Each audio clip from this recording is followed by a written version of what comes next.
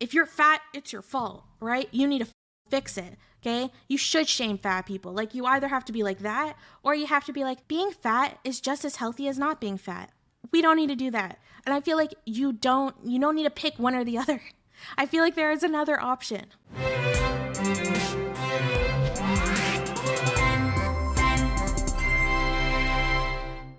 Today is going to be a spicy one. Now, I'm going to be making a lot of generalizations because I'm not like focusing on one specific era of history. And I'm not really just focusing on history. I'm kind of trying to give a larger comprehensive review of my thoughts on obesity. And a lot of my thoughts on obesity involve the history. So we're going to be able to answer whether or not I'm fat phobic. It's the big rumor going around. It's not a rumor. I just made that up. But it's a good title. We're going to decide whether Destiny is fat phobic, because the thing that inspired this, this whole discourse, has been Destiny's tweets, as once again, he's the king of this. So that stuff is going to be really fun. I'm interested to see, maybe we can do a poll. I don't know if there's a mod here. If we could do a poll if you guys think that Destiny's fat phobic. Right? We're going to open that tweet. We'll kind of give it a look-see. Oh my God, I can't believe I just said look-see. Right? Well, is calling someone fat phobic? Right? To me, the problem with what Destiny said wasn't what he said, it's how he said it. That's interesting. Yeah, let's do a vote. Right? Okay, so we're going to open the tweet. Yeah, so we'll be focusing on that stuff. I'm going to be talking a little bit about the history of obesity, my thoughts on it. In general, I just want to kind of give a big disclaimer, is that because we're going to be talking about obesity and fatness, there's a lot of debate. I'm going to get into the debate of the term obesity and why there's a huge push to not be using that term anymore. But just in general, I really, really ask you guys, number one, please be respectful in the comments. Okay, so if someone says that they're overweight, if someone says they're obese or they're fat or whatever, please be respectful in the comments, okay?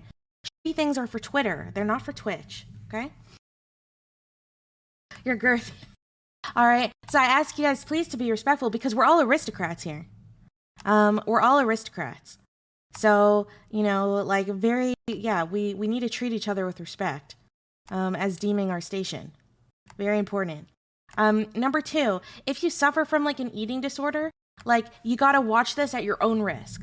So if this might make you uncomfortable or something, but what I can tell you, I can't promise you I'm gonna deal with this in the 100% most responsible way ever, because I am not an expert on any of this. Okay? All of this is just a collection of my own personal research. So what I can tell you is that my whole life I have suffered with an eating disorder called bulimia. And I probably will get into the reasons for that eating disorder and my struggles with that and all of that kind of stuff. And they definitely connect to anxieties with obesity and all of that kind of stuff. And so what I can promise you is that I'm going to be doing my best to be speaking about it with sincerity, and a little bit of compassion. So maybe that'll encourage you to stick around. But if you do think that even with me attempting to do that, it's still going to be really triggering for you, you got to do what's good for your health. And the last thing I want is this stream to be encouraging you to, relapse into your ED. That's if you think that might happen, please do not do that. But I have a feeling I'll surprise you, right? Because I think that a lot of people are assuming what my take is going to be here, and it might surprise you a little bit. And it's a bit nuanced. Hopefully that part won't surprise you. Tannery, thank you so much for resubscribing. Thank you. There is a big difference between saying, hey, you're fat, versus, hey, I don't think being overweight is healthy. I agree. Okay, so who won? I actually didn't see the poll. Who won the poll? Fat Chat here. I recently signed up to the gym. Wish me luck. That's awesome. And if we get a chance, we might be talking to Obese to Beast. if he, if he shows up. We'll see. It's like a casual chat, so he might not be around. We'll check it out. But yeah, like if you are fat, I'm just letting you know, like this is like a non-judgmental environment. So it's very different to be talking about fatness like in theory versus fatness like in terms of like literally what's going on with you and what's going on with people in our own community. I think we always need to separate that stuff. Like, it's really, really important to at least be compassionate with the people that we're engaging with, like right away. So like, please don't be judgmental with the people, that we're going to be talking to. But anyways, I have done a lot of research on this. You were 7 years fully recovered from anorexia. Oh my God, third fig, that's amazing. Seriously, that is so cool. Yeah, like I'll be talking about my eating disorder. I don't want to say that I'm cured of my eating disorder, but it's definitely like I have ups and downs with it, And I'm definitely in a better place. Like whenever my depression is really low, my eating disorder is really doing really well. So, but I've kind of like accepted it's not something that for now, like I'll just completely tackle.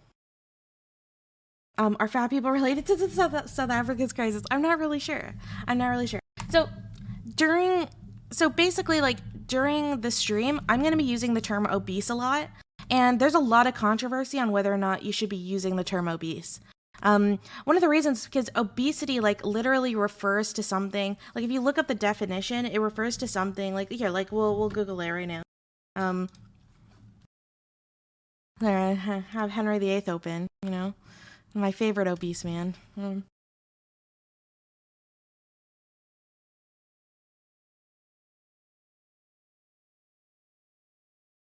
About obesity definition. Oh, they're not looking at like the etymology like of the actual term. What's this? Yeah, I don't know like why they're not like no one's like. But yeah, like from to my knowledge, the term literally means like taking up more space than you should, right? It's like, and if like the actual definition of the term is actually like really offensive. So there's a lot of, that's why if you've seen kind of like SJW types start using the term fat instead, like I think we always thought that fat was like a worse term than obese, but there's like this huge movement to start using the term fat instead. And I'll put it back on Henry VIII because he's like, yeah, my favorite obese man. He's cheating on Louis.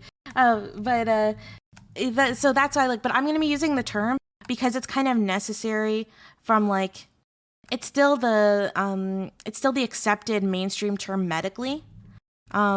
So a lot of the literature that I was reading and stuff still uses that term.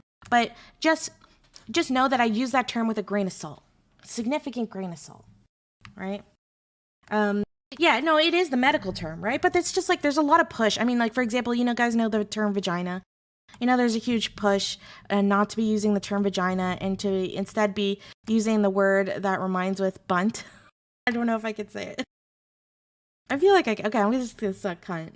And my editor could bleep that out for YouTube. And the reason why is because the term vagina literally means like a sheath for a sword to go into, right? Which is obviously like implying, it's implying that a female genital, right, is its primary use is for a penis, not something in and of itself. You can understand like why a lot of people wouldn't like that. So it's kind of like a similar thing with like obesity. Like the term obese is actually like if you look up the etymology, it's like a pretty like shitty thing to call someone. And it has like a negative connotation by its like very definition. It doesn't just mean like large or like fat or something. Yeah, vagina is a technically bad word. Don't use that around intense feminists. You'll get slapped.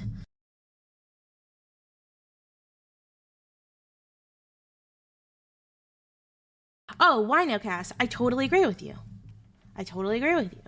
Right? And this is like, I am not a philosopher of language whatsoever. But I totally agree that like language is constantly changing and there's a huge debate about it. And I don't really know like what my set opinion is on it. How much to ban DB? I feel like $1,000, like solid. But yeah, I'm just asking you guys, if you guys are just tuning in, please be respectful, right? I know we're dealing with fatness, and a lot of people think it's funny, or they want to make fun of people who are fat, or like all that stuff. But like, I'm going to show you guys some really fucking hardcore stats. It's going to surprise you. Not necessarily about the health issue. I'm not going to be arguing that being fat is good. That's not what I'm going to be doing. And I don't really think I'm going to be arguing a specific point. I'm just trying to give you like a comprehensive view of the whole subject so you can kind of, decide on your own if you think Destiny's being fat phobic here. Is calling someone fat phobic? No. The majority of people said no. I think like the term, some people are calling it fat, or they're calling it like larger bodied people. I think like that's the new SJW style term, larger bodied. Is it similar to a slur for short people used to be used in medical communities? I don't know. I didn't vote since I think it depends on the context. Interesting. Can't wait for Jibby to be like, just bootstrap your way out of weight. Well, it's interesting is I might actually invite Jibby to talk about this very issue of his own personal experience, because actually I don't know if Jibby's comfortable with me saying this. Jibby, DM me, just let me know if you're comfortable, okay? Never mind. Is the fat acceptance movement a cult? Well, we're going to be talking about that. Also, we'll be talking about the fat acceptance movement and my thoughts on that. And all of that kind of stuff.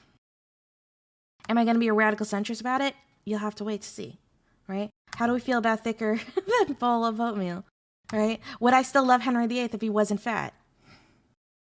Is calling Henry VIII fat, or is he just like offensive, or is he just large boned like Dr. Phil? The whole trying to lose weight for health reasons is cringe. Interesting, Laszlogs. Why do you think that's cringe? I'm interested in your thoughts. Should fat people breed? What, they're really serious questions, right? Should Doobie be breeding? Yesterday we were talking all about how everyone should be breeding, but, he's not fat, he's bigly. He was actually known to be fat. We have records of him being fat. Believe it or not.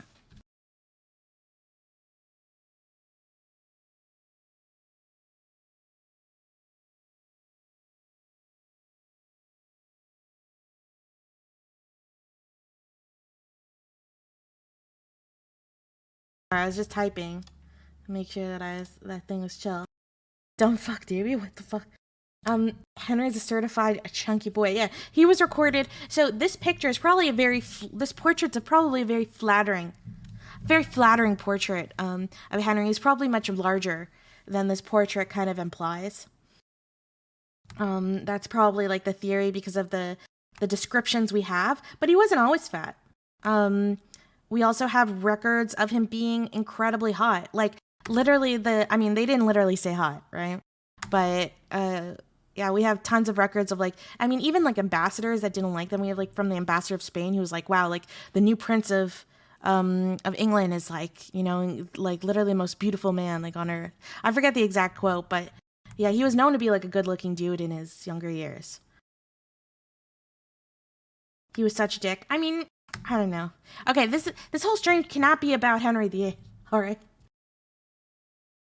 I cannot be tempted. He also killed half his wives. Okay, he only killed 2, which is technically only a third. Alright? Alright? It's a little different than half. I'm just trying to bring on the facts.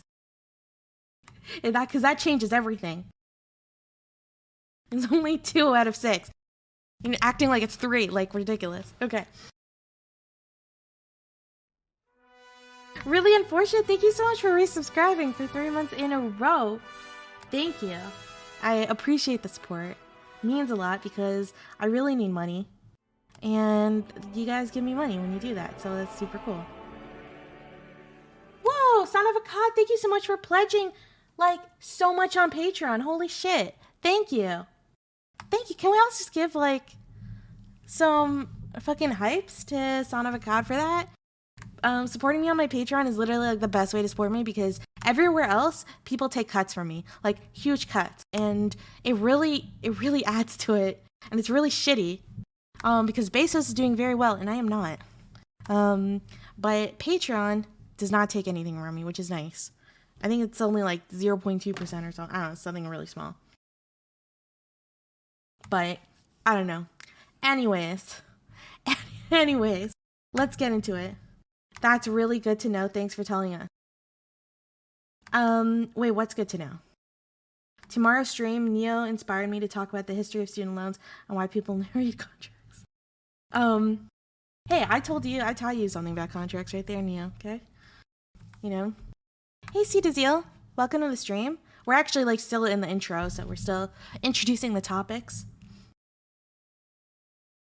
That Patreon is the right place to donate. Oh yeah, it's the best place. Like, you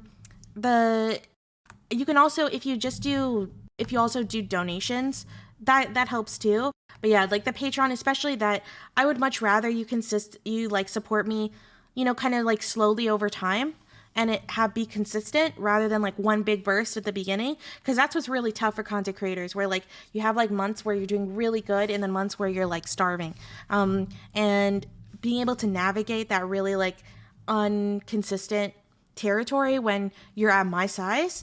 It's like, because like my size is kind of like this awkward size where you're like large enough that this is your day job and this is your main job, but you're also small enough that it's like volatile, you know? But I also like victimizing myself because I'm a QQ, I'm a baby, as we all know. So being overweight adds stress to your body.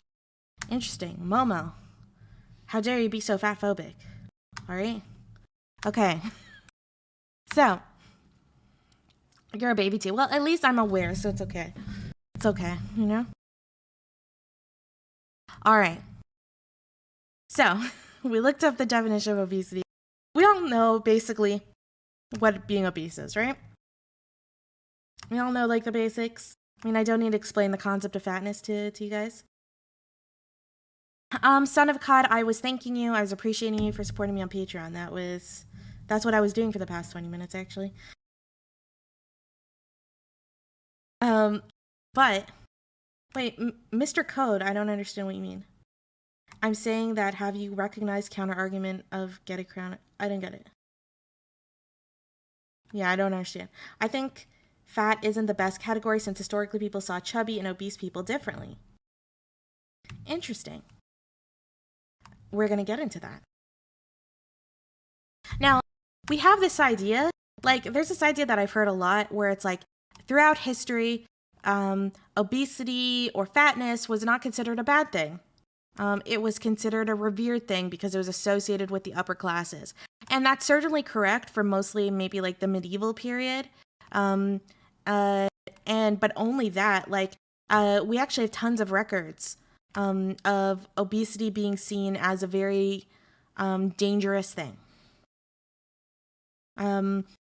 Though we don't really have a lot of records of people being particularly heinous towards fat people the way we see it today, or the way we've seen in like the last 50 years, which is very, very interesting. Like it was kind of, when people were being critical of it, it was very focused on like the medical aspect, not focused so much on like the attractiveness, like gross, ugly, all the things that people associate with fatness just stereotypically in our society now. That's particularly unique for the last, for the last century. But yeah, we'll be getting to some of the science, and some of the pseudoscience, and all the stuff that's kind of in between. Now that's a title. I know, thank you. Right? I know how to make my titles. Depends. You guys are so you guys better be respectful to each other in chat, otherwise I'm gonna be mad. Right? I'm gonna be mad. Alright. So this is Destiny's tweet. Friendly. I'm trying to think, how does Destiny speak? Friendly reminder that obesity is objectively bad, and if you're that overweight, you should take active steps to fix it. For starters, try uninstalling Twitter. There, that's my impression. If you find this tweet mean or offensive, try to channel that rage into something positive like the treadmill. Okay, so he's obviously being an asshole here, right? Like, can we all agree? Like, Destiny's being an asshole. I feel like Destiny would agree that he is being an asshole. Right? Like, especially with that last comment. You know? I don't know. Especially is that, like, first of all, the idea that an obese person can just start getting on the treadmill and lose weight is actually untrue. A lot of the science is kind of demonstrating right now that you can't, if someone is on like a very unhealthy diet, or they have other health conditions or something, you can't like out exercise that, because the body will just keep fighting to stay at that weight and it will just adjust its metabolism. So like, so like this idea that like, oh, like let's just put them on treadmill, not really correct. I have a feeling that that Destiny knows that's not correct, but he was just trying to be a little bit of a dicky man, you know. And I'm pretty sure he was targeting this at Demon Mama. And it's unfortunate because I love Demon Mama and I also really like Destiny. So I wish they would not be insulting one another. That would make me really happy. But I mean, that was a good burn by Dylan. Like, we can all agree that. Isn't the point of people understanding that obesity is a bad thing, they wouldn't be offended by this tweet? If you do think obesity is good, then you get offended. No, because I think you could think that obesity is a bad thing and think that this is a really asshole way to mention it. And just in general, it's kind of like, I think it's just in general, it's shitty to bring up someone's health issues. So like, even if, say like we just totally agree, obesity is super bad, terrible for the human body, we should be discouraging everyone from eating and losing weight, like all of that stuff. There is like kind of, are we assuming that it's our business to be telling people how to be more healthy? Like someone's health is kind of like a private issue. So like, for example, if I saw someone that had visual signs of AIDS, right? I would not be telling that person how to be handling things medically. I would be leaving that up to them and their doctor. Like that's a private issue with them and their health. So I do think that obesity is a unique health issue, right? And this is like, just for the sake of argument, it's a unique health issue that I think it's one of the only health issues that people feel a sense of entitlement to tell people how to fix their health issue. It's very rare that you see that because the truth is like, there's tons of other health issues. Like obesity is not the only one, right? There's lots of other health issues. There's like, people are, and there's lots of other health issues that have to do with a mix of genetics or lifestyle, and all that stuff. And it's like, it's very, very rare. The only other thing I could think about is maybe like with like drugs, and drugs are like a whole other issue. So like, I do find that strange, right? You don't like, it's so rare that like, I'll see someone like, I don't know, like drinking one night and someone make a comment, oh, like, like drinking alcohol is actually like really damaging, like for your liver. People do have a tendency in general to focus much more hardcore on obesity. So like, I guess like the only other thing I could think about is drugs. So like, cocaine or cigarettes, etc. Yeah, no, smoking is a drug. So I would include that in as a category. Anyone bring up someone's health or weight issue right away is cringe as fuck. Yeah. So, but yeah, I think that there is a sense of entitlement of like, we look at someone, so when someone is obese, right? And now this is for the sake of this argument, we're assuming that being obese is unhealthy, right? Well, I'll get into the science behind that stuff. But like, so someone's wearing their unhealthiness on the outside. Pretty inconvenient, right? Like, so on a social basis. But the truth is that like, there's tons of ways that the majority of ways that people are unhealthy are ways that you can't actually see. Like that's the majority, right? So people are actually like much more likely to have some illness or some problem in their body that you can't see.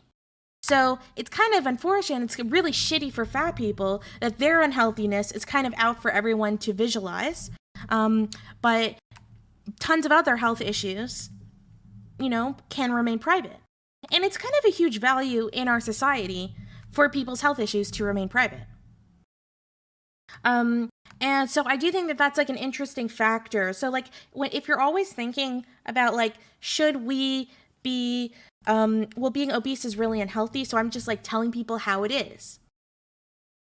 Just think like, do I tell people about every single thing, that health issue that they have, and how to fix it? Do I ever think that that's my business? And if you don't do that for every other issue and you're doing that only for fat issue, then I would say like you've got some fat phobia going on. I work in front of a computer 8 hours a day and then usually watch some Twitch and play video games. I'm the pinnacle of health because I'm not overweight. Well, exactly. There's actually sitting in front of a computer like is more dangerous than smoking. Like for the whole day, like just sitting down for long periods of time is actually more dangerous than smoking. Yet we're much more critical of people when they're smoking compared to when they're sitting, right? With smoking, I feel like there's more things that make sense because at least smoking starts affecting a lot of other people, with secondhand smoke and stuff. But yeah, the obsession with obesity, like I think you can't argue that there isn't some kind of like irrational phobia. And it's not just about worrying about someone's health, because if that were true, you would just be concerned about like any thin person's, unhealthy health. And my whole life, I've remained what visually other people would consider a healthy weight. Right? So visually, I look totally healthy. But inside, I was really unhealthy. And I'm still pretty unhealthy to this day. Because of a mix of my depression and my eating disorder. I do not eat regular meals. And I have a tendency that when I get really stressed that I throw up when I'm eating. Heuristic thing of bulimia. I'll often not eat for like a whole day and then I'll binge.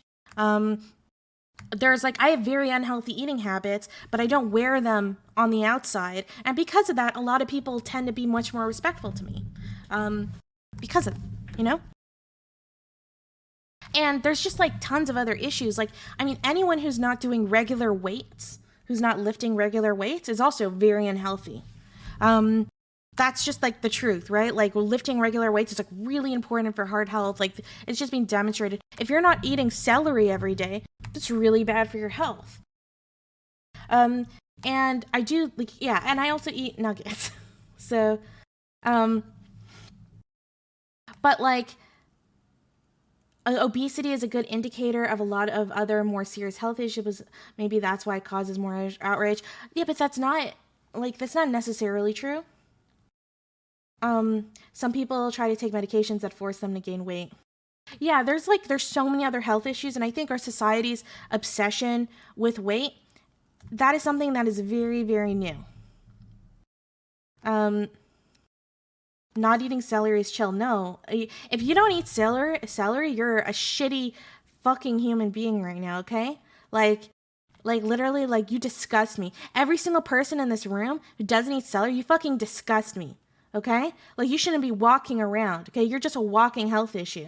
How dare you have the full abundance of celery? It's literally available to almost every fucking diet, okay? It's cheap. Okay, it's easily acceptable, and there's no reason, you have no fucking excuse to not be eating fucking celery. I hope you guys understand the point I was making, okay? I'm not actually mad at you for not eating celery. Okay, I'll eat celery. Okay, if you're allergic, you get a pass. But like, if I start talking like that, people would be so weirded out by that, right? Blind Mint Say SWAT, thank you so much for resubscribing. So I'm just kind of trying to just demonstrate, because I'll be honest, I feel like I've got a lot of fat phobia. Like in me. Anyone who suffers with an eating disorder totally internalized fat phobia, I'm guessing, right? I mean, I'm not an expert. Celery is amazing. I don't know. And so these are a lot of ideas that I've had to be critical of myself, because I really don't like the idea of encouraging people to be unhealthy because it makes us feel good. So like, just inherently with the fat acceptance movement, I didn't like it. I didn't like it, right? Because I was like, oh, it's prioritizing feelings over health and reality, and I don't like that. That's like everything I don't like in this world. So I've had to kind of go through my own journey to educate myself, and to kind of deconstruct some of the myths I've had about, and associations I've had about obesity. Because in reality, our culture really, really, really hates fat people, where it's drilled into us every fucking day, particularly women. Just exercise.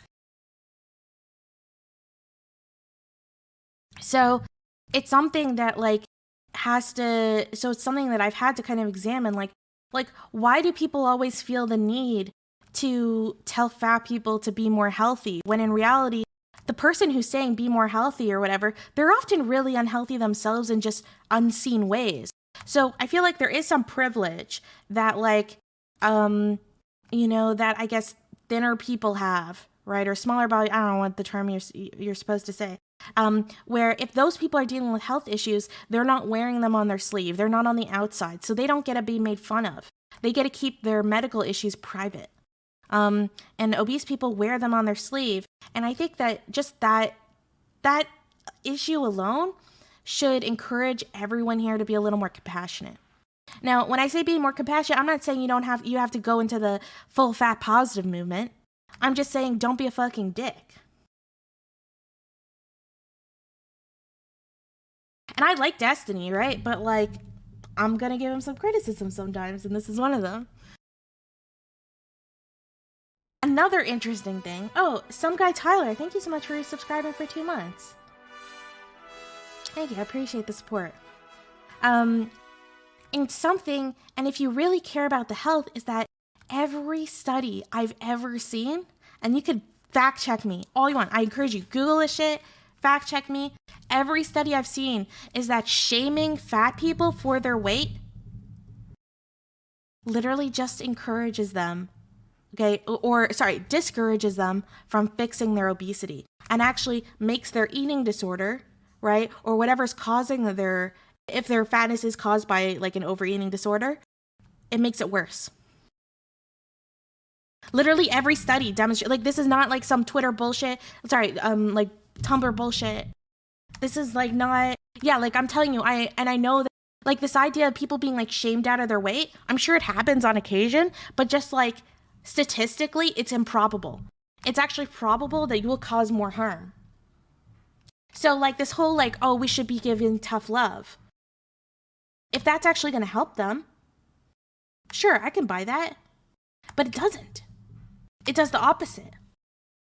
The majority of people, when they get shamed for being fat, they just double down into their cycle of food abuse. Now, we'll get into some of the reasons different reasons of why people are obese, the historical reasons of why different people are obese, why obesity has increased recently. So because, believe it or not all obesity is caused by an overeating disorder, right? Or under-exercising. There's other causes.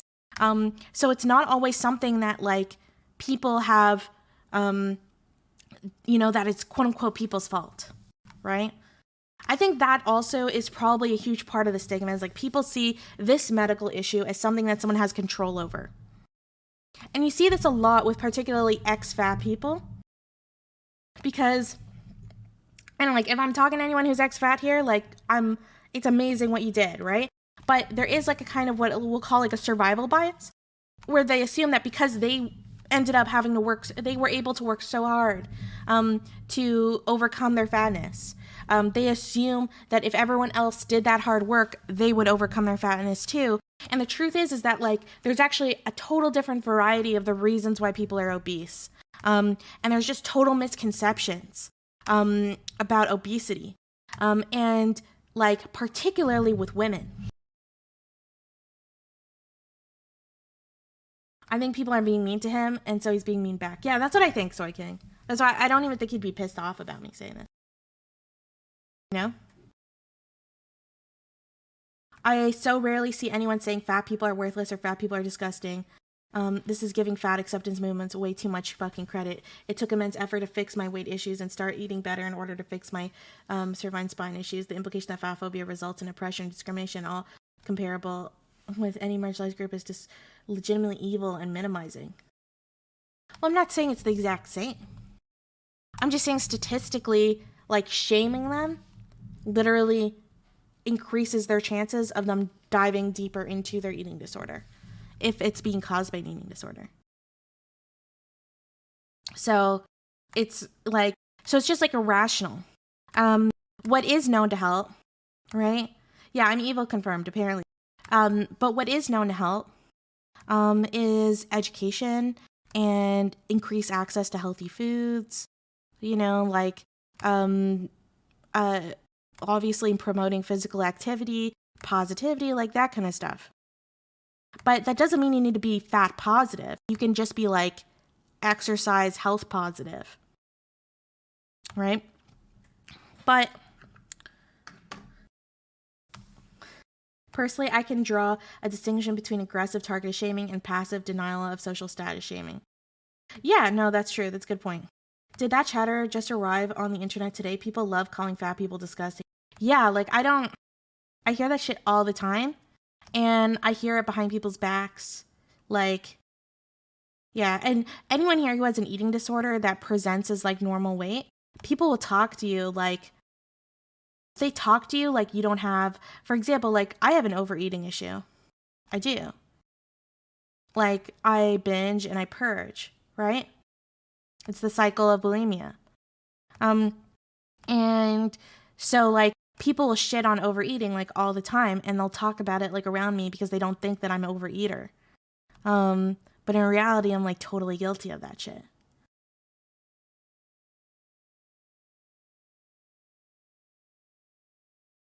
You figure if people have issues with their weight, are usually depressed first and foremost. This makes doing exercise like eating healthy. Yeah, and that's why we're gonna get into the health cause, the like a lot of the causes of obesity, right? So back to the history of obesity. Okay, number one. How do I fucking open this shit? I don't even know how to use this, like.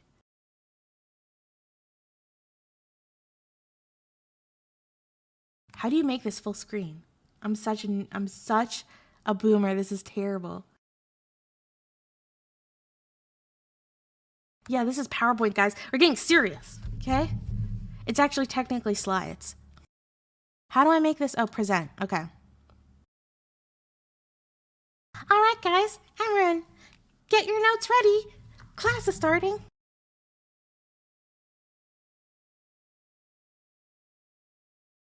Okay, I hope everyone's ready. Now we are going to be talking about if obesity is new.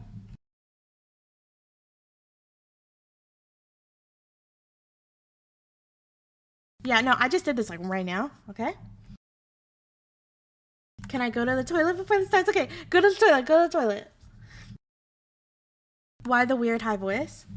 I don't fucking know, okay? I don't fucking know. Interesting. Laszlo, what you're talking about is intuitive eating, right? A new movement amongst dietitians. We can talk about that a bit. Oh no, Eris has tricked me into coming to university lecture. It's not a university lecture. Calm down. Oh my gosh, guys, please. Two things can be true at once. Making fun of fat people for being fat is bad and unproductive, and being fat is unhealthy, and if you're fat, you should work on that. Creative. I think that's a good point. That's a very good point. Very good point. Okay, so there are a bunch of like total misconceptions about like obesity. Like, especially when people are talking about the obesity like pandemic, right? Or epidemic. Do they call it epidemic or pandemic? I don't even know. But yeah, if no taking note, no like writing notes to each other in class, okay? You'll be punished. So they say epidemic. But it's not actually a new thing, right? The idea of being like fatness is not a new thing.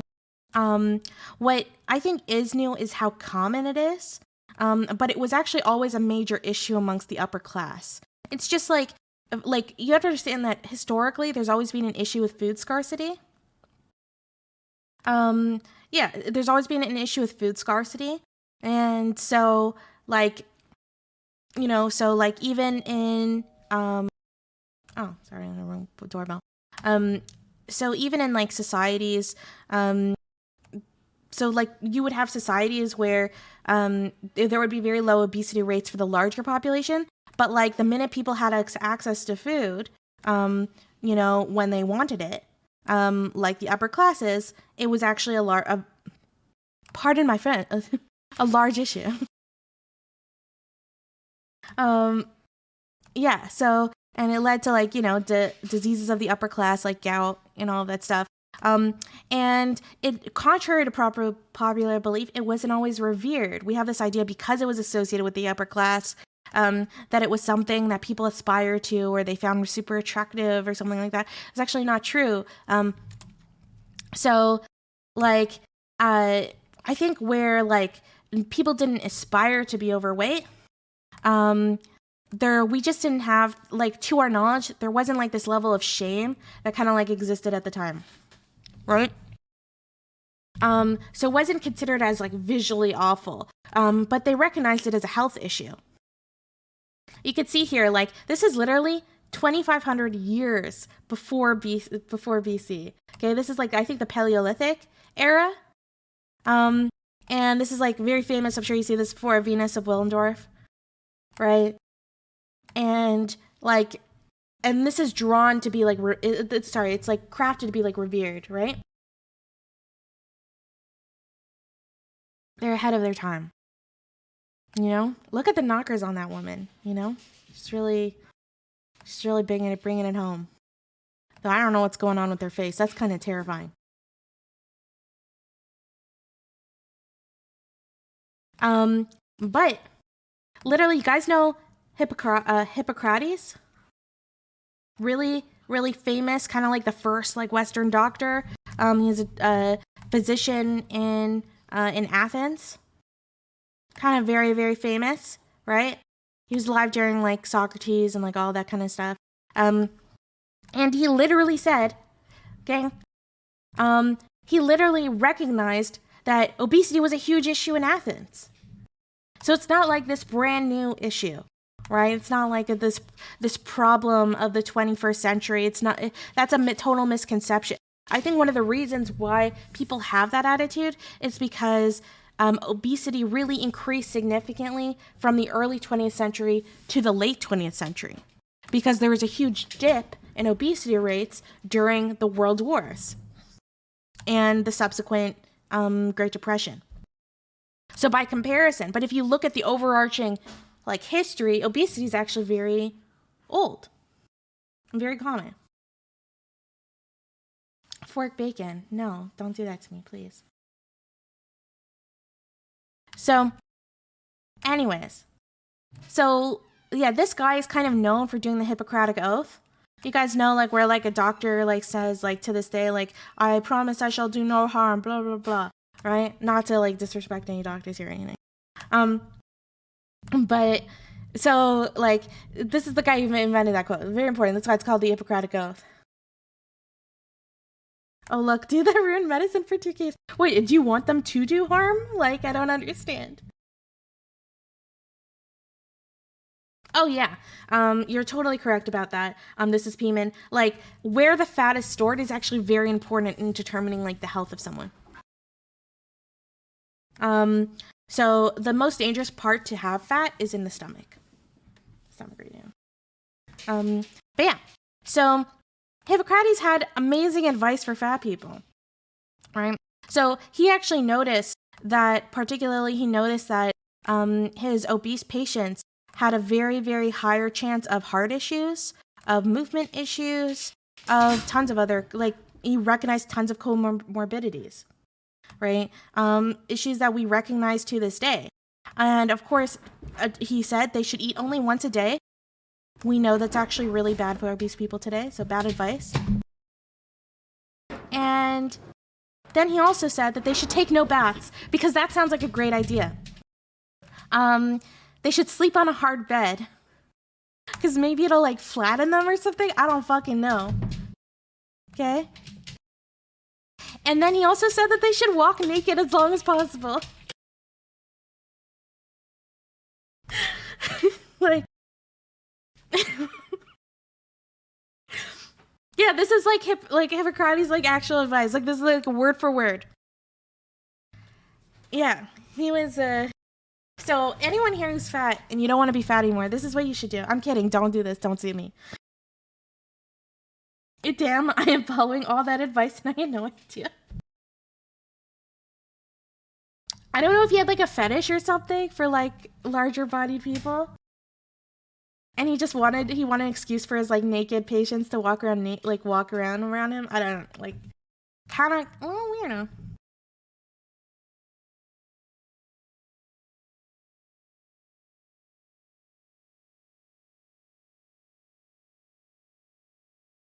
Anyways, in the medieval period, it starts being seen as kind of like a sign of wealth. So, and that's like this idea that like, oh, obesity used to be kind of revered. That's kind of where that comes from. Hey, this Hippocrates guy had the right deal. Simply, it's a health issue, but to shame people into possible healthier diet by constantly reminding them about their weight is fat phobic. For comparison, it's like continuously calling a trans person by their biological sex. I don't know if it's like the same thing, but I still think it's shitty. But so anyways, this is the Tuscan General, very famous painting by Alessandro del Barro. Sorry, not by Alessandro, it's by Charles Malin. Oh my god. It's of Alessandro del Barro. I'm great at my job. And this is in the mid 17th century. Look at the 1% bourgeoisie. Yeah, he was considered upper class, very distinguished, but had a lot of health issues, right? And even then, they actually recognized that carrying a lot of weight was a lot for some people. Now, it's interesting is that carrying weight affects different people differently. Crazy, I know. And how you gain that weight is also very important. Where you put that weight is very important. And how quickly you gain the weight.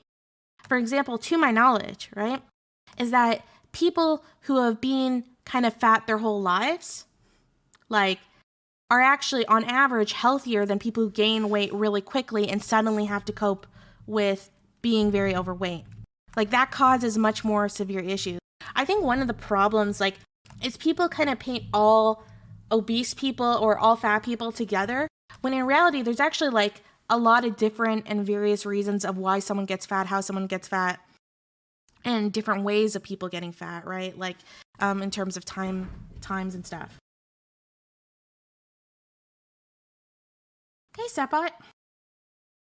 This isn't fat apologetia. Like, this is like, I'm telling you, like, I'm talking. I'm not saying, I don't believe in the fat acceptance movement, right? I'm just telling you, like, the science is literally saying. I'm literally following the science. Okay. This guy's very obese, right? Like, he looks like he's at least like 500 pounds or something. I have no clue. This is Daniel Lambert, noble in English noble.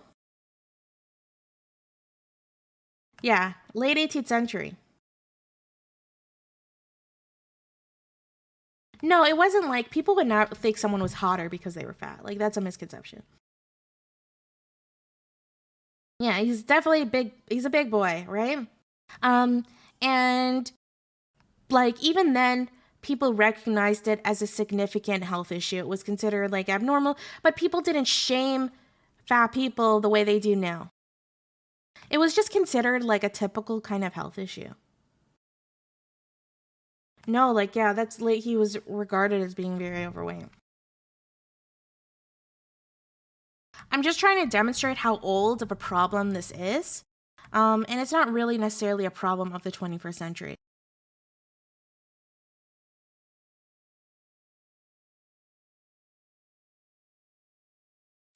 It's actually interesting that in the 18th century, it was actually like regarded, particularly in Britain, that like the 18th century is often considered the age of excess, right?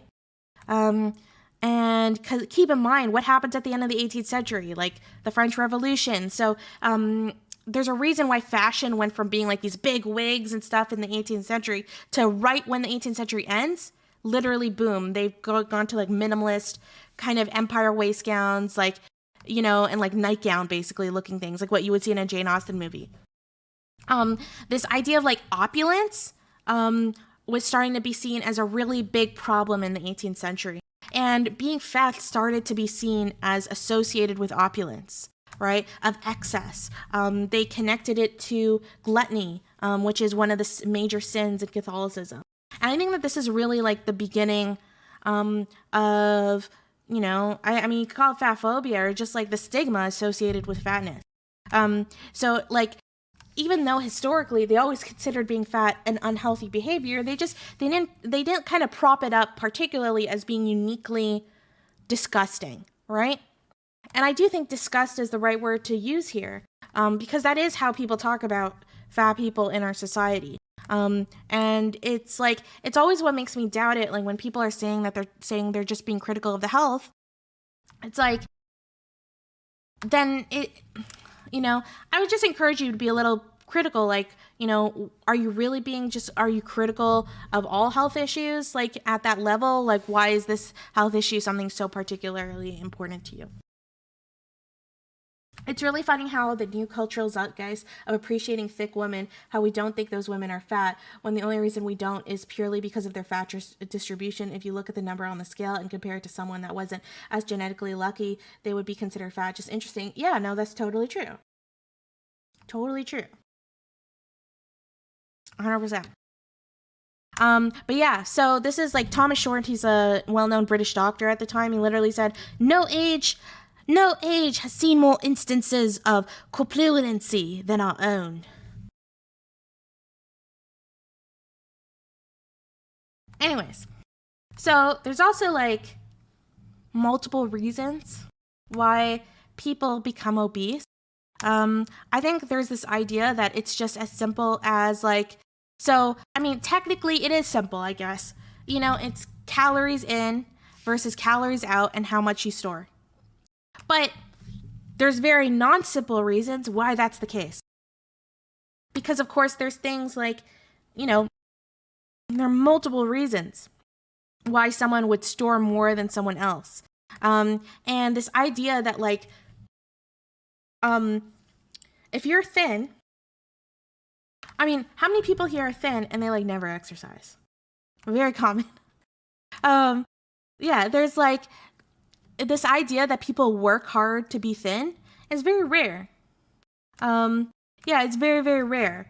So, like, you know, like this concept of us attributing kind of like this very like Republican, pull yourself up by your bootstraps mindset to like weight, it doesn't always fly. So sometimes it does. Like sometimes someone is fat because they're literally just eating a ton and never exercising.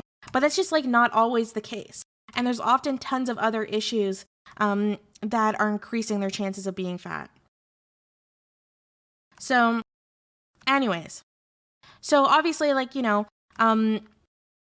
there's a lot of theories in general on why there's more obesity lately. One of the biggest theories is that it's just never been literally easier to access more calories. Even in poor countries, they have easily accessible calories on average, unless there's like a famine. So we're just not living in that kind of scarcity at the time. Another big thing is that like food is just more attractive. So, like literally, we label food. Like food is part of capitalism. I'm not critiquing capitalism here, right? But I'm just making a comment that like so much food is literally advertised and being pushed on people. That's very unique.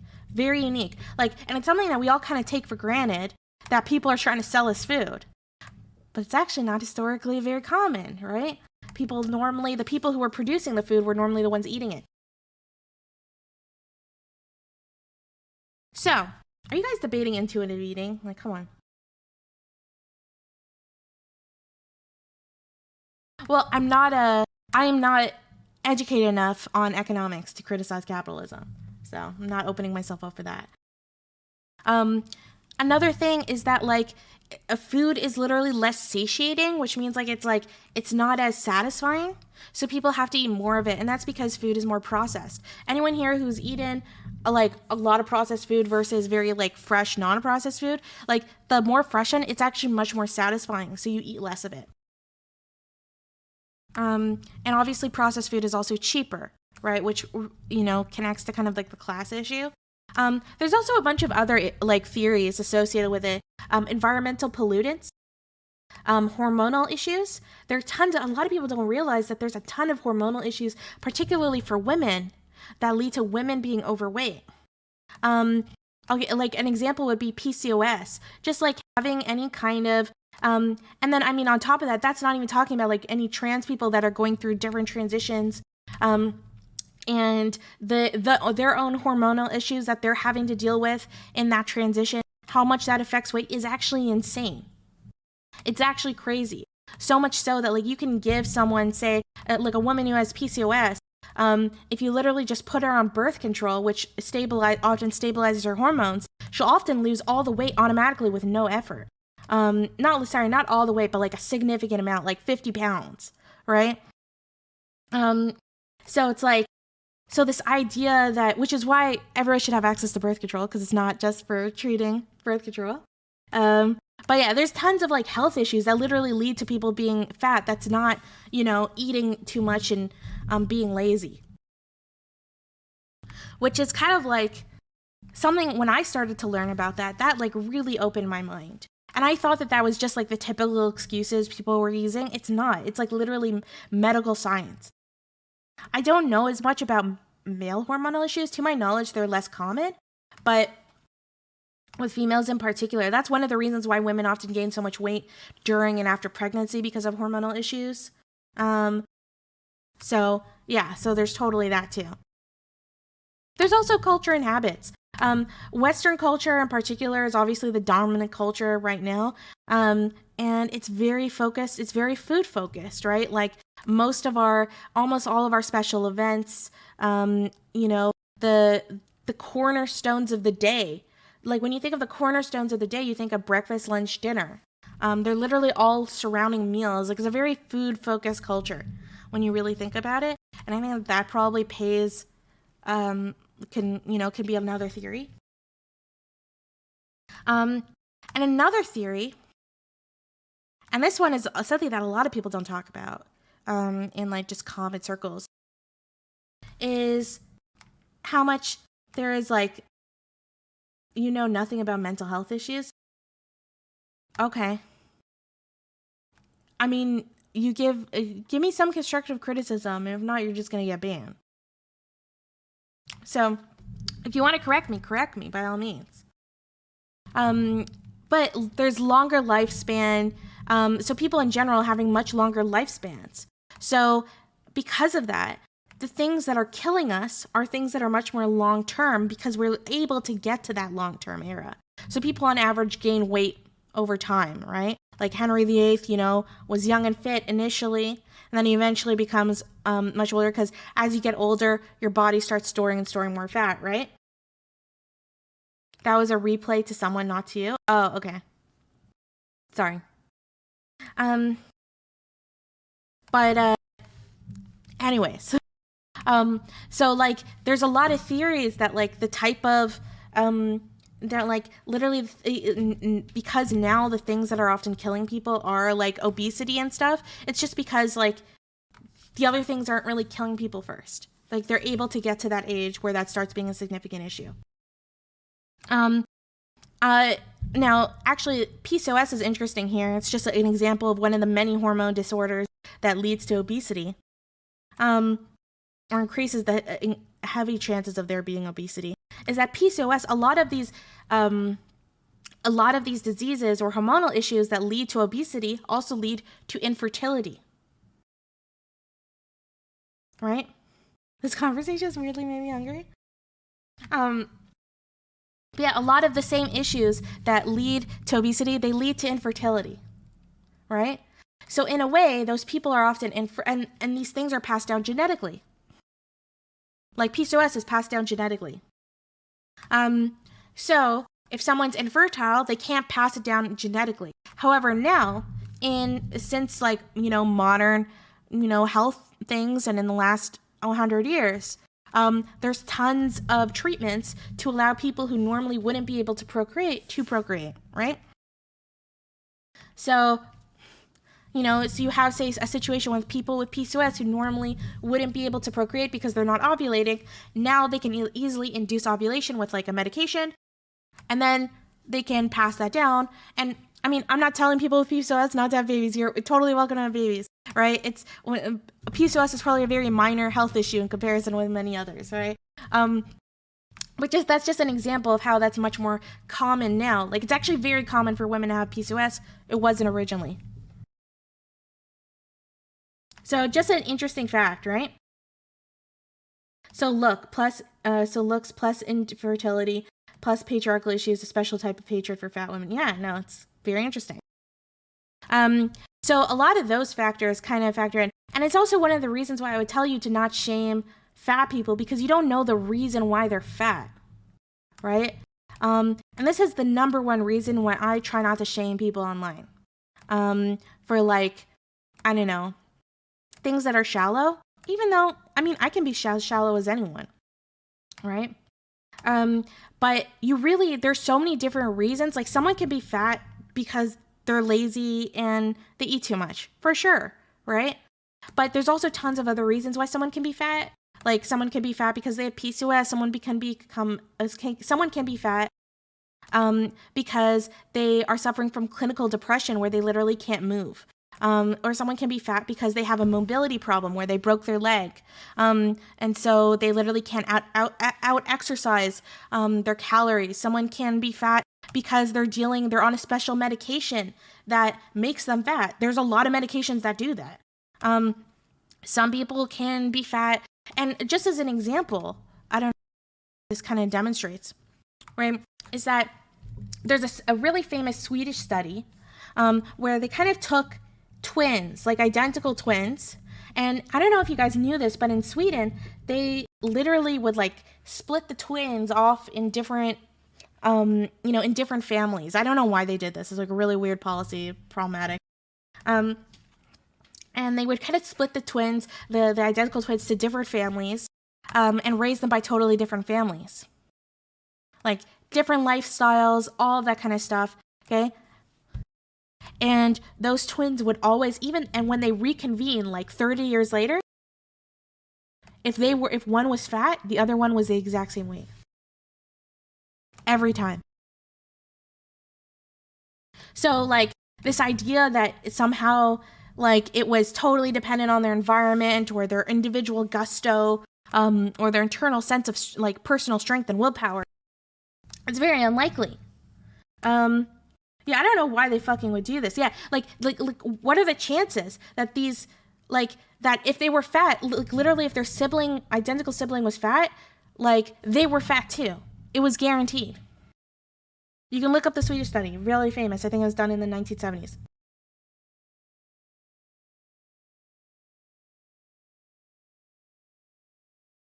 So it's an interesting fact, right? So there's a lot of, while I guess personal strength and willpower and lifestyle and stuff are huge factors when it comes to weight, it's not always the factor. There are tons of other reasons too.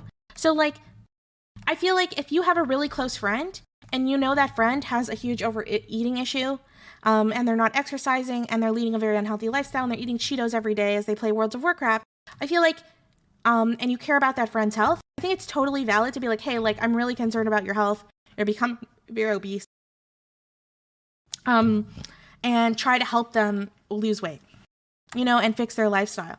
But In terms of like some random person on the internet, someone you don't know, and you don't know their reasons for, you have no clue why they're fat. You just don't. Like, some people are fat for literally no fault of their own. In fact, there are some fat people that literally, and this fact blew my mind, but I literally found this out from doctors themselves. There's some fat people that lead healthier lifestyles than most thin people. And they're still like, and that's not to say that being fat is still really unhealthy for them, but it's like, it's something that they're constantly fighting against because they've got genetic preconditions, right? Or they've got hormonal issues, or they're on a medication that causes this. There's so many factors. So this idea of it always being tied to personal willpower, it's just not always the case.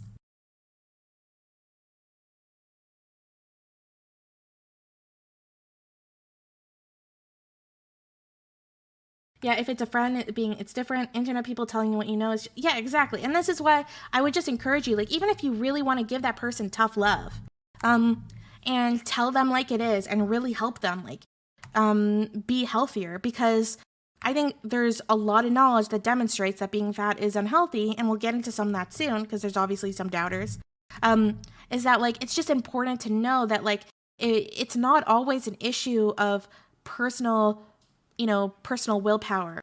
And there's a lot of people who are fat who, A, do not want to be fat, and B, have tried to do everything they can to not be fat, and they still are fat.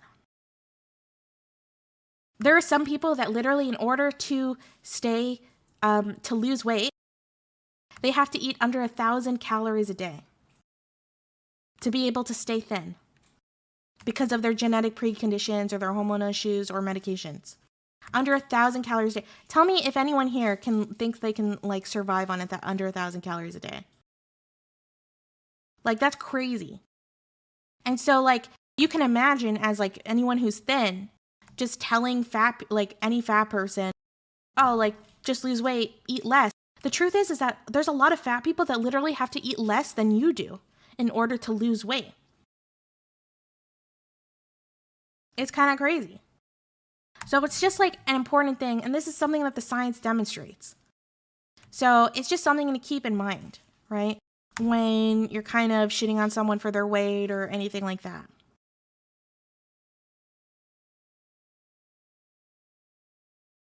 But yeah, just as an example, is statistically, especially when it comes to heritability, is that adiposity, which is, like, the percentage of body fat, it's literally as inheritable as height.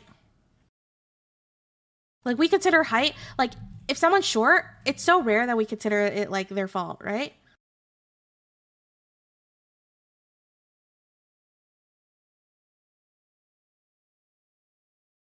I think there are some studies, but I think it's it's not like firmly decided on. It's, like, very controversial.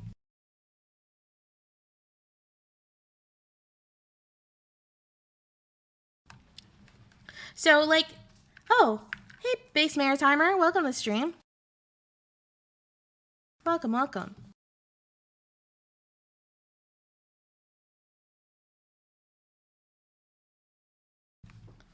I can't get rid of my love handles.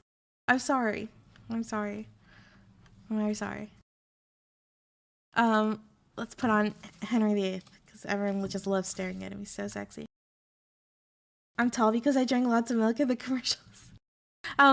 Yeah, like, there are things that you can do to increase your height, but it's, like, it's just so rare that I see people get blamed for, like, yeah, being short. Though, like, dudes who are short obviously get discriminated against, but it's very rare that I've seen as being, like, seen as a fault of their own. But I think it's because people have this misconception that we have more control over our weight than we really do. And some people do. There are a lot of people that, like, they had an unhealthy lifestyle. They lose some, I'll give you an example. Is a study came out a few years ago that aspartame caused the body, because there's a lot of chemicals that do this, is that aspartame caused the body to retain more fat. Real study, like, not bullshit. My doctor told me about it because I was drinking a lot of Diet Coke.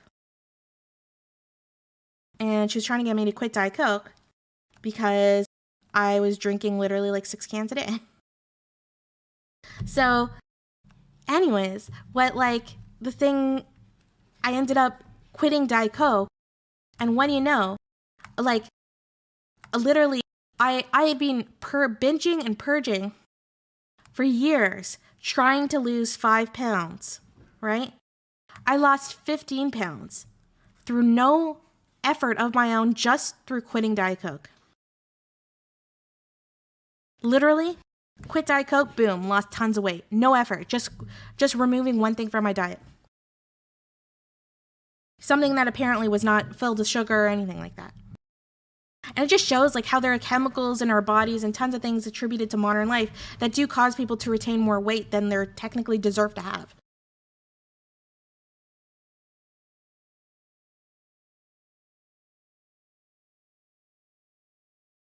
Very true on the you don't know the reason point. I'm reminded of BoJack Horseman, where one of the characters refuses to take medication for depression because it makes them fat, and the show really does well with dealing with it. Yeah. There are a lot of people who are fat because they've got an eating disorder. And no, people with eating disorders are not just like, gluttonous or anything like that. That's not what it is. It's literally a medical health issue that they need medical treatment for, that it is not their fault.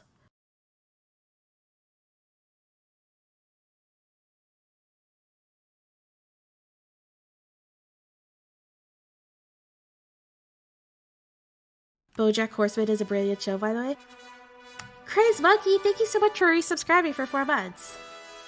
Guys, streams like this take a lot of research and a lot of prep, so if you appreciate quality streams like this, I try my best to make them accessible to people who can't, who are not in an opportunity that they can't really, see the stream. Like, if they're, I don't know, maybe they're working out or, they're doing something where they can only listen.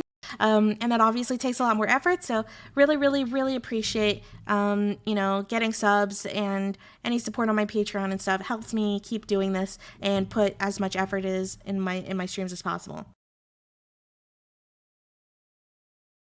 That just goes to show that people with eating disorders are weak-willed bastards who should just stop being lazy.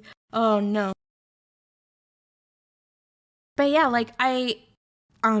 it's like when people tell anorexic people just eat more. You know what happens when you're anorexic is they literally lose, something happens, like a chemical starts being released, where your body literally starts losing that feeling, that desire to eat. You know that feeling that you get in your stomach when you're hungry? Anorexic people don't get that. It's one of the symptoms of long-term malnutrition. It's not psychological, it's literally physical. They don't get the chemical. So it's you can't, so to them, eating it literally is a disgusting thing. It's not just a psychological thing. As a current fat guy, I find the mentality of it's not your fault to be damaging because it also feels like it's out of your control responsibility to fix it. Well, it's not always not your fault, right? There's many factors that go into why someone's obese, why someone's fat. You can also have things working against you, but if you compensate in other ways, you can still work successfully against it. Because there's tons of people who are able to lose lots of weight and, build up their muscle mass and live very healthy, happy lives afterwards. And it's something that, if you have the ability to do, I would heavily encourage everyone here to do that. Hey, Veggie. Doobie lost a lot of weight. Maybe we'll talk to him after, later on in the stream. But Doobie used to be very, very overweight, and he lost a significant amount of weight through exercise and diet and, the kind of classic hard work shit. And that's certainly possible.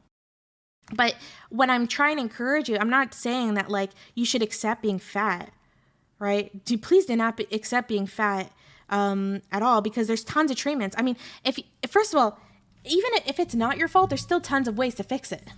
If it's a hormonal issue, you could talk to your doctor and help trust me, if you're a woman going on birth control, you have PCOS, you'll lose tons of weight, just automatically. And if it is a lifestyle thing, then you have even more control over it. But fixing habits is also really, really, really hard. And statistically, dieting is so ineffective. I think like 90% of dieters fail. Because like it literally goes against like people's biological like needs, like, or like requirements, like for food. So that's why like I think the dietitian kind of like dietary world has kind of moved away from the concept of dieting and much more to different types of lifestyles, right? So that's why you don't go on like a vegan diet, you go on a vegan lifestyle. It's like, or, you know, a food map lifestyle, that kind of, or I think actually food map, you're only supposed to diet. You're not supposed to do a lifestyle. Yeah, pop culture diets weren't designed to be sustainable. Yeah, we need high protein, high vitamin nuggies or something to do otherwise. These are structural that lead to you being fat. I was fat too. Shifting the blame only on individual is such a neoliberal mindset. Yeah, no, I totally agree.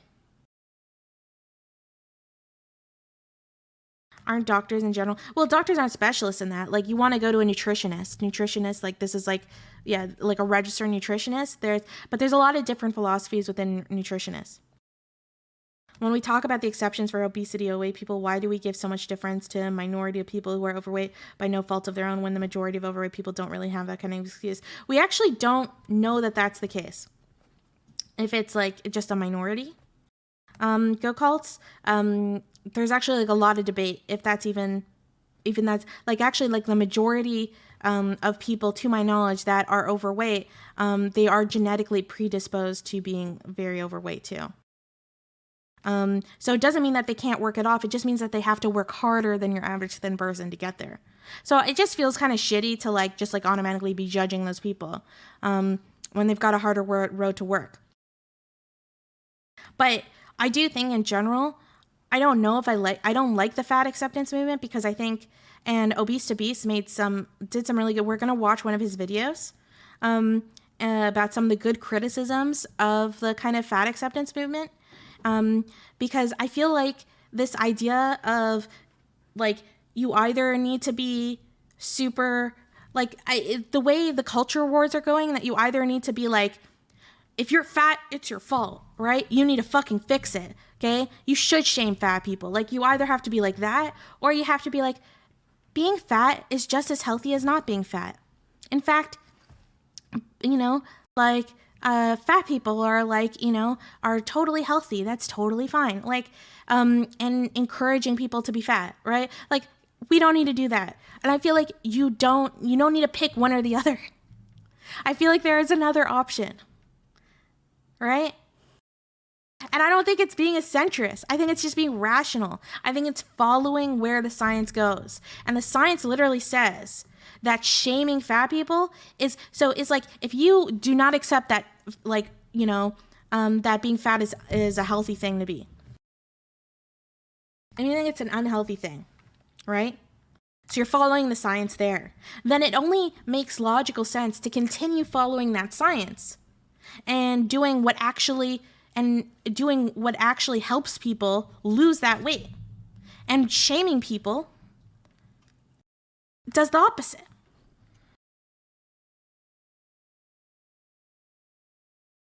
So to me, it makes sense. You got to follow the science. And the science literally says that it's positive affirmation and encouragement of lifestyle changes and better access to, you know, healthy things. That's what leads to people actually improving their lifestyles and losing weight.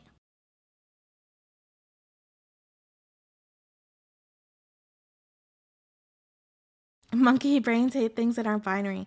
In all seriousness, the overweight issue in America is a large issue, pun intended. A great number of my friends have these issues and have a hard time dealing with this due to our medical system. Thank you for bringing this up. Back to silly shame.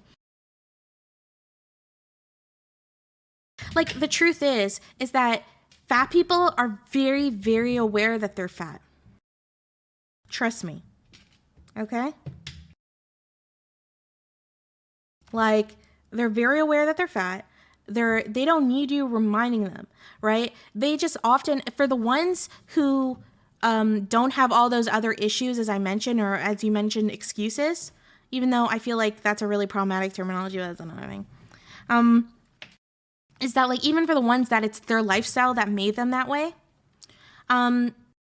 like, they feel like they're in a hole that they can't get out of, And so, like, shaming them literally just drives them to eat more because the only thing that comforts them is that food.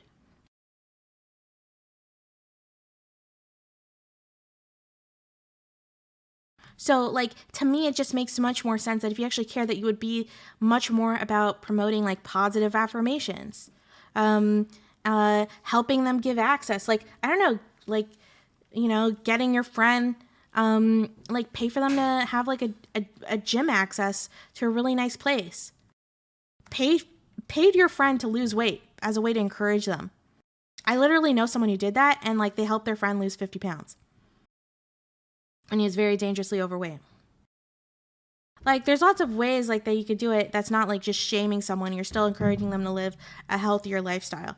But even still, even with all that stuff, you need to remember, right, is that, like, you do not know why someone is fat. And I think it's just a good rule of thumb to follow. And this is something I try to follow everywhere. I try my best not to be judgmental, and this is why I think I do well in interviews. Because it's not me just, like, putting on a face, right? It's not just me putting on a face. Like, I literally am not judging them as I'm talking to them. And you'll find that if you live that, like, when you learn, like, and I think the thing that gave me that kind of non-judgmental attitude is history, right? Because history gives you empathy. When you, like, learn so much about what people have been through historically and the diversity of experiences. So if you've watched the stream and you learn all the diverse reasons why people become fat, I hope it gives you some empathy that, like, you don't automatically just judge them, right? And just think of all the unhealthy habits that we all have. It's like, I don't wear my bulimia on my face. My disease is a hidden one, and I get to choose whether or not I'm comfortable talking about it. Fat people don't get to have that choice. So, like, just think about all the health issues that you have that are private, or that you're not comfortable talking with. Maybe some of them are due to lifestyle issues, right? But you don't get to be shamed about it from people on the bus, or like literally be shamed about it when you get into, like, go on an airplane seat. Or, like, I can't even imagine how some fat people feel in that situation. What a social anxiety nightmare. Do I want to talk about my bulimia right now or not?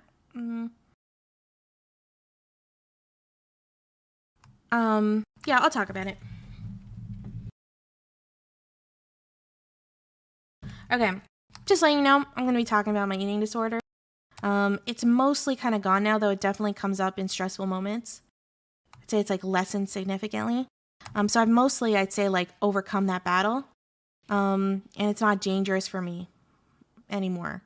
I don't think, like, but I mean, I'm sure it still, like, affects my health and stuff like that. Yeah, no, I don't mind talking about it. So, if my parents are watching, please turn this off. Thank you. Mom and Dad, please turn this off. Thank you.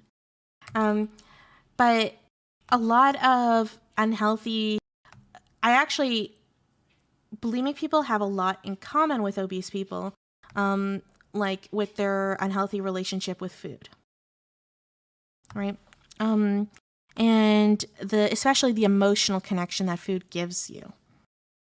So, and I was just worrying this might be triggering for some people, so I'm just, like, letting you guys know. So I grew up in an environment where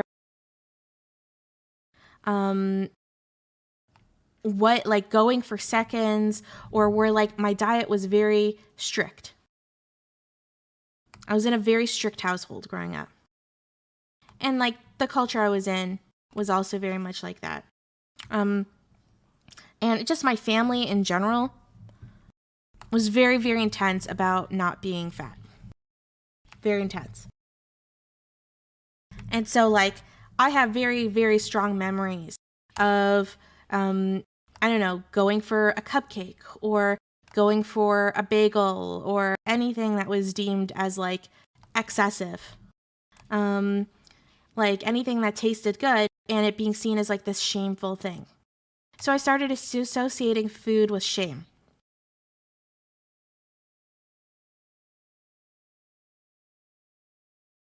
Um, oh yeah, like a lot of this actually connects to eating disorders are really common in descendants of Holocaust survivors. A lot of people don't know this because a Holocaust survivor usually has developed a very unhealthy relationship with food because they had huge moments of restriction. And restriction usually leads to like binging and excessive stuff, right? It causes like lots of problems. And a lot of that stuff gets passed down. And my parents didn't mean to. They were really, from their point of view, they were trying to make sure that I was healthy and I was a healthy kid. Like they didn't want to be one of those parents that's always shamed for having like a kid that eats badly and then becomes fat. Right? Like they were really trying. They had like totally good intentions. Because to this day, we really shame parents when their kids are chubby. And so my parents really didn't want us to be chubby. So it's like, and my family in general is just very, very strict, with food quantities, with portion size, and just there's a lot of aspects of food that just started to kind of, I don't know. Yeah, like there just started to be like food was just something I felt like a lot of shame for. Even to this day, when I go for like a second of something and someone's watching, I have like that's how it feels. Like it's like a little anxiety, like a mini anxiety attack.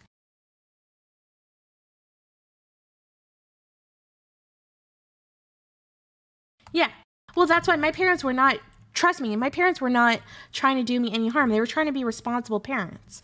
They were trying to make sure that I lived a healthy lifestyle, that I ate responsibly, and all of that stuff.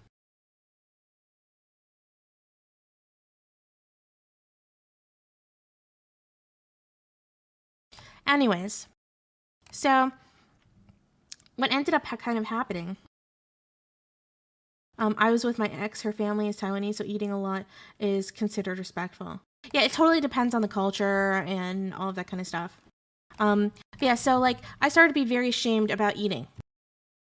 And so because of that, I didn't like eating at all in front of other people. It just wasn't an enjoyable, oh, hey card. It just wasn't an enjoyable thing. When other people, like everyone saw food as this joyous thing, to me it was like this anxiety provoking thing, where I was going to be judged. And I couldn't eat until I was full. I had to eat just a very specific amount, and that made food feel very precarious. Like I always felt like I wasn't going to have enough food. Like I was going to be hungry. There's always like this feeling like there wasn't going to be enough food.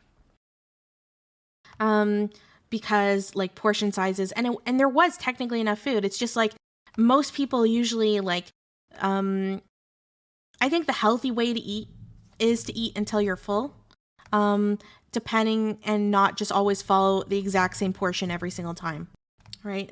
People now know that this is the case, but at the time, I guess like that's how it was. So I wouldn't eat the whole day.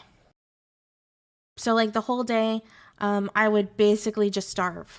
And like, cause I just couldn't, cause eating around people was just awful. Absolutely awful. And I especially didn't want to eat around my family. I didn't want to I didn't want my family to judge me for it or anything like that. And then night would come when everyone went to bed. And this is a common thing for a lot of bulimics. So night would come, and I'm starving.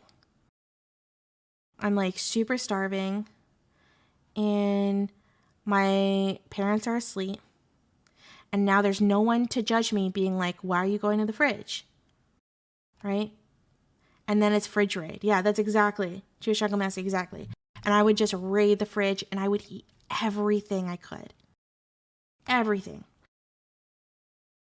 Like, I remember, like, all the shit, like, that, like, I, like, a whole pizza, like, I would eat, and just for example, I'm 5'2", I'm a very small person in general, and I would eat so much that I felt so sick afterwards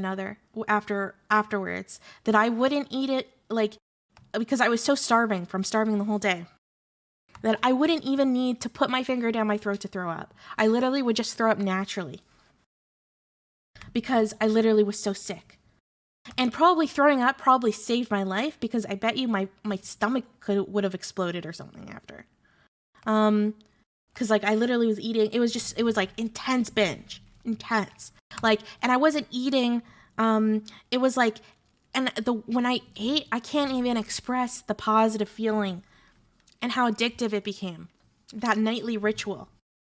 How excited I was when everyone went to sleep and I could raid the fridge, when I had like this whole ritual associated with how I binged. And it literally felt, when I ate, like someone was wrapping their arms around me, hugging me. Like it just felt like a big hug. And this is why I identify with a lot of obese people who have, like, and not all obese people, but for the ones who do have a similar binging lifestyle, right? And they see food as like that emotional connection, right? Because it's like this simultaneously this thing that you fear and you hate, while at the same time, it's also like this thing that's like, it's the one thing that's bringing you comfort. And it feels like this huge hug.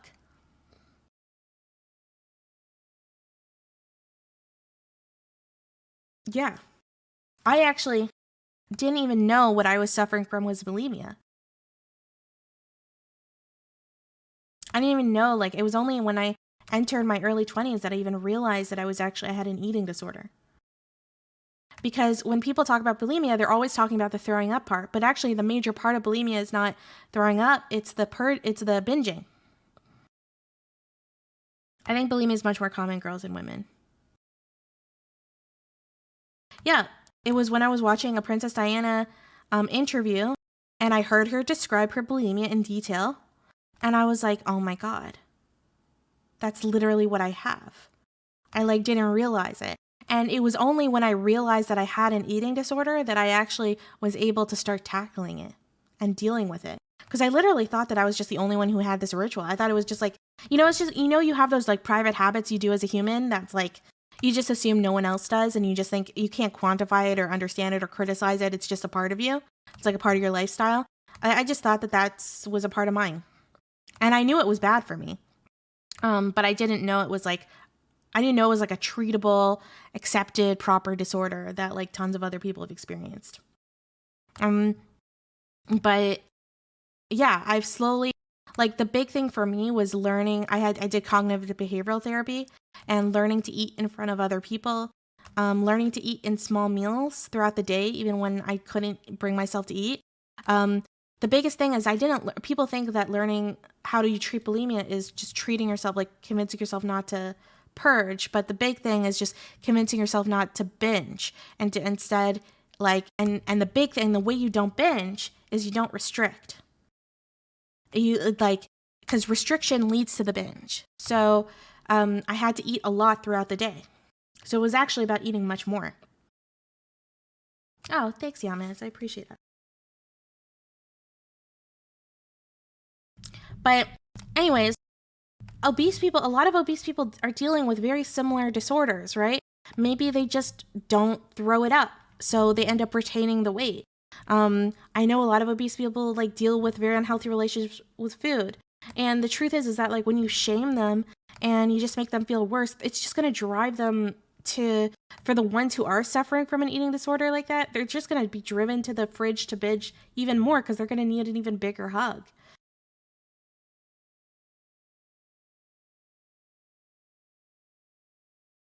Thanks, great.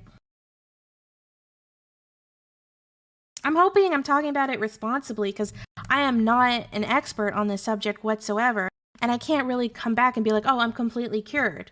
It's something that I'm just constantly working towards. But I just hope, I'm just trying to explain why I have empathy for what they're going through.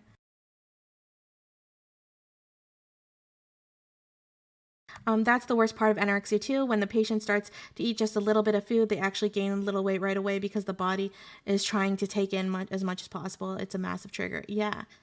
Oh, that's very, very true. Oh, yeah. And there's so many communities online that are steadily encouraging girls like to still participate in this stuff. I think it's like Thinspiration and like it's some really awful. There's like awful communities where people are pushing each other.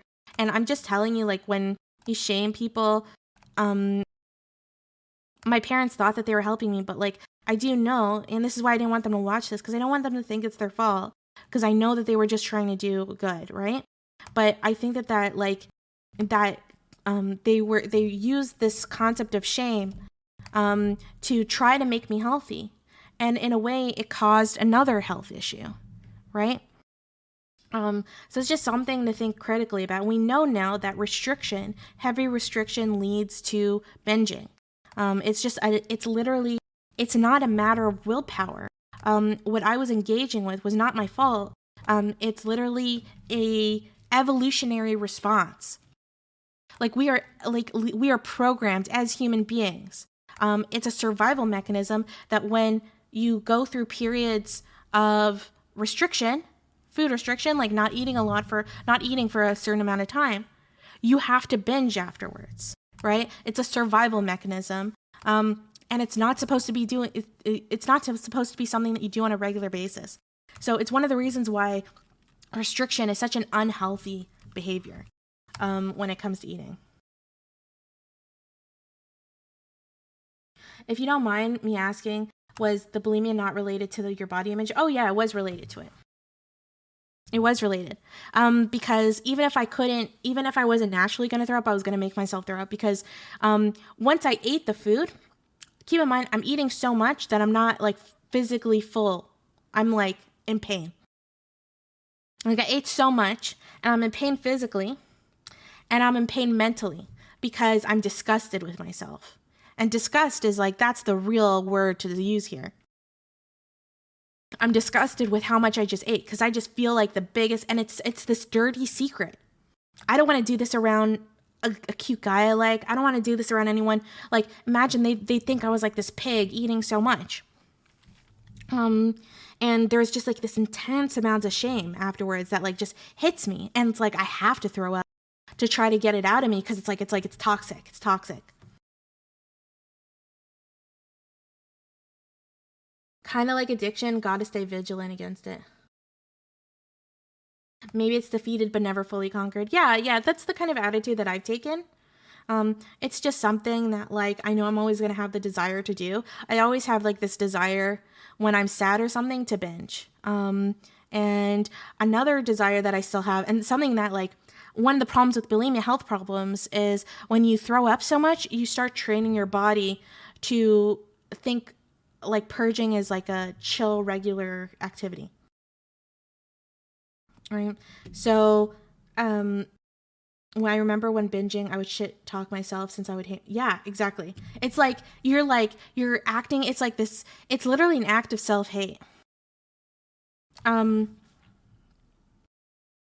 yeah, so like I would get so when I was I like when I would like, I guess I would throw up so often that even to this day, when I get disgusted by something, when I get sad, when I get stressed, my first instinct is to throw up. And it's not like psychological, it's literally physical.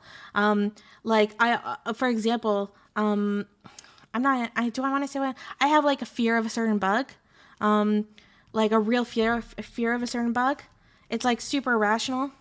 And when I see that bug, I actually throw up. And I blame my bulimia for that because most people, like tons of people are afraid of certain bugs.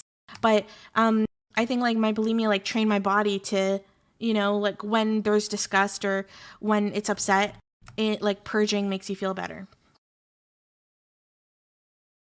I went to a nutritionist once. She told me only eat 2 slices of bread. Oh, I have no clue like if that's healthy or not. I think the throwing up part can also affect your teeth because of the stomach. Yeah, I'm lucky. I never had like issues with my teeth. I had a nice dentist. One of my friends has bulimia. He told me once he ate 7 plates of food and he was still hungry. Oh yeah, because you're not eating to feel full. You're eating for your psychological wellness. It's like you're literally eating for like a hug. I learned about bulimia from a movie in the 90s. Angus was a fat kid trying to lose weight to get the school hottie who hates him. Turns out she was repulsed by him by her bulimia, but actually likes him for him. Oh, that's cute. My wife used to cut and describes her wrists ache sometimes, like when she's sad. Yep, that stuff. A lot of that stuff just stays with you. Hey, Colby, I'm sorry if it's a tough subject. I know that, and I know that this can be really triggering for some people. So, if you are suffering from an eating disorder, I'm just, letting you know that, number one, it's not your fault. It's literally, a combination of societal factors with our human instincts.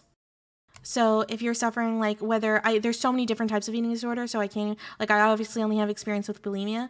But it's not your fault, and there are so many good treatments for it. And the minute you stop thinking about it as a your fault thing and start thinking about it, oh, there are chemicals in my brain that are encouraging certain sets of behaviors, and I can fix it just like I can fix any illness. Just treat it like an illness, like anything else. You can go and just go to a psychologist.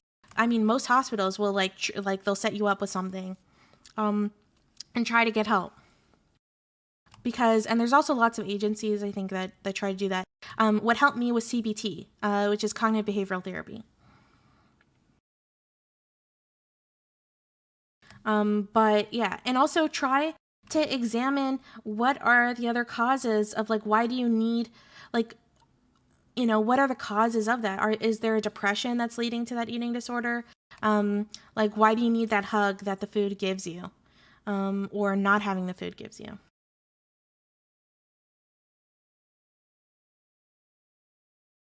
And it's that's why when we're talking about, I gave examples of why a ton of people are fat that have nothing to do with their lifestyle. But for the ones that it has to do with their lifestyle, it's that just means that they have an eating disorder. So it's why don't we treat them like they have an eating disorder? Why are we treating them I don't know, they've got this huge amount of personal responsibility. It's they've got a psychological disorder involving with food. They just need to get the right amount of help. They don't need shaming. Shaming literally just pushes you more into the eating disorder. CBT also stands for something. Oh my God, you guys are terrible.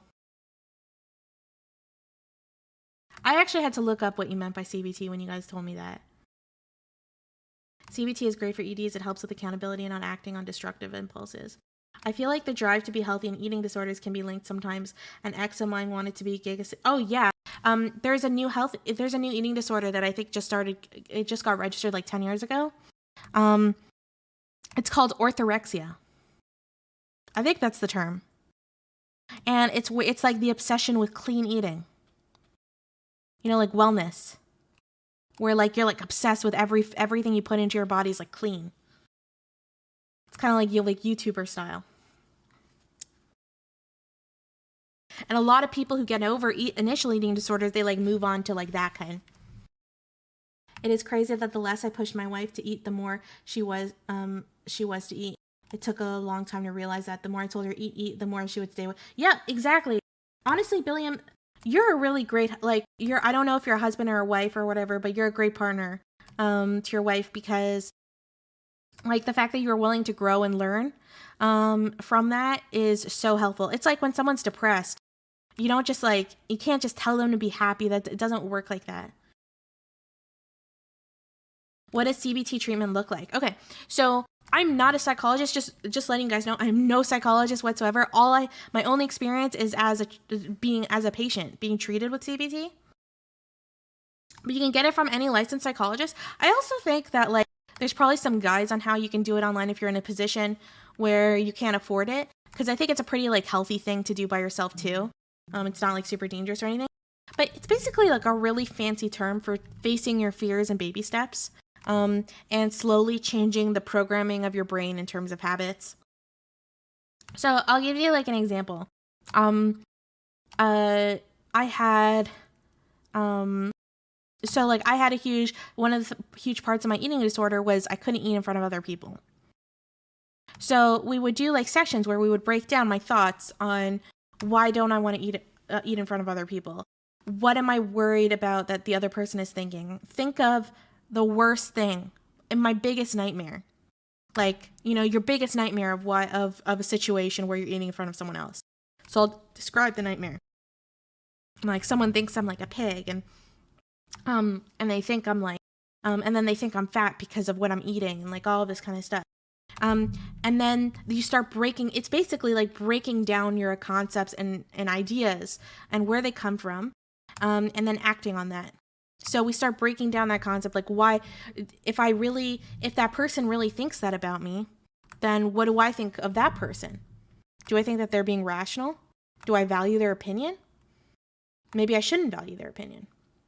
You start like breaking it down that way. Then we start doing, okay, so like what is like a baby step then you starting to work on exposure therapy, which is a huge part of CBT, where I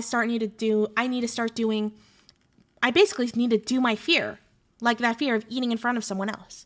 But with all fears, there's like a small fear, there's like the light fear, and then there's the big fear. So if you're afraid of spiders, a small fear is maybe seeing a spider in the corner of your room. And then a big fear is like being like eaten by the spider and it has babies popping out of you. I don't know. So obviously in CBT, you wouldn't be encouraged to go like, have the spider eating, having babies popping out of you or something. But what it would do is like, I was encouraged to say, drink some chocolate milk. What's the easiest thing I can imagine eating in front of someone else? I'd think, okay, I don't know, drinking a Diet Coke. Drink a Diet Coke in front of someone. So I'd have that on my homework. And then once I do that, then I progressively get worse, more intense and more intense. It's baby steps. It's facing your fears. It's a very old, in a way, CBT's been around for thousands and thousands of years. It's just like psychologists realize how to quantify it and how to use it to manipulate the brain. Because what starts to happen is like when you start changing these habits, we have these connections in our brains, like these chemicals that kind of go off, that tell us, when you do something, it becomes easier to do it the second time. That's like how that works. Because it's like we've been programmed to do that evolutionarily, right? And when you do something and it goes badly, it's really hard to do it the next time. So that's why like facing your fears is so effective, because if you do it and you take a baby step and it's a positive experience, you've sent a chemical, but okay, experience, we are still alive afterwards. We have survived, and then the fear actually starts being smaller physically. Like it's not just like a psychological thing. Like it's like your physical reaction to that fear becomes smaller because it's created that connection in your brain. I'm probably like totally butchering the science of CBT. But that's my greater understanding of it. So if you like actually look up like the Wikipedia page and stuff, if you're not in a position to know how to do CBT, like if you can't like get an expert and stuff, I think there are safe ways that you can like start doing it yourself, or with like a support group and stuff. You got it mostly right. Yeah, it's actually a very conservative old idea. Like cognitive behavioral therapy is like, it's just like a fancy name. It's a fancy name for a very old idea. They just kind of like made it more safe and organized it in like a formal system. Yeah, it really, really helps, and it really helps. I remember when I heard about it, I was like, this is dumb. Like everyone knows facing your fears is like a good idea, but I'm not gonna face my fears. Like otherwise they wouldn't be my fears. Fancy name for suck it up. But that's why it's important to take baby steps. And you need to work hand in hand with like breaking down the thought process that leads to your fears.